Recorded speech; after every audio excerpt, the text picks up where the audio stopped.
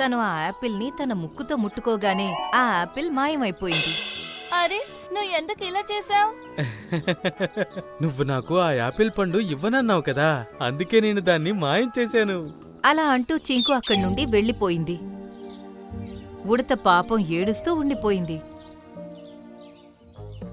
ఒకరోజు సాయంత్రం చోటు జింక అడవిలో వాకింగ్ చేస్తుండగా ఒక చెట్టు తన మీద పడిపోయింది. అరే, ఎవరైనా నన్ను కాపాడండి. తన గొంతు విని చిరుత, జీబ్రా, జిరాఫీ అలాగే నక్క అన్నీ అక్కడికి చేరుకున్నాయి. కాని ఏదీ చెట్టుని కదిలించలేకపోయాయి. ఈ చెట్టు చాలా బరువుగా ఉంది. నిన్ను కాపాడడం చాలా కష్టం మిత్రమా. దీన్ని పక్కకు తీయండి, లేదంటే నేను చచ్చిపోతాను. ఇంతలో మోంటూ అక్కడికి వచ్చింది. తను తన ముక్కు సహాయంతో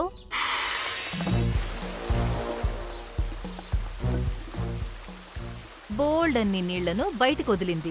నీటి ప్రవాహం చాలా ఎక్కువగా ఉండడంతో జింక కింద ఉన్న మట్టి బాగా తడిచిపోవడంతో జరిగిపోయింది. అలాగే జింక కూడా జారుకుంటూ చెట్టు కింద నుండి బయటకొచ్చేసింది. ఈలోపే చింకు కూడా అక్కడికి చేరుకుంది. అరే వా మోంటూ నానా, నువ్వు చాలా మంచివాడివి.